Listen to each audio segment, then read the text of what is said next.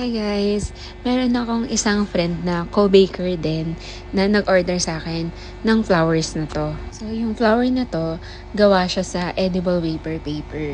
Since pink yung flowers natin, sinalang ko na muna siya sa edible printer para pag ginupit ko yung wafer paper, may color na siya.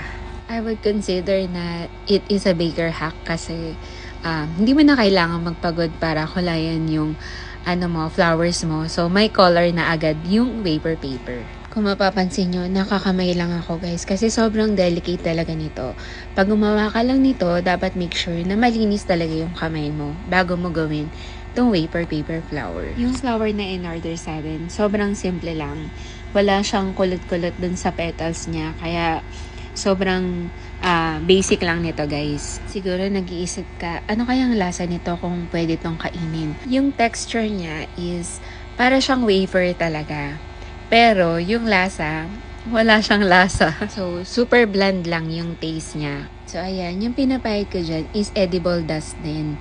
So, ayan, ibabox ko na siya. Then, ready na siya ilagay sa cake. So, ayan ang pinagkabisihan natin today. Hanggang sa muli. Bye!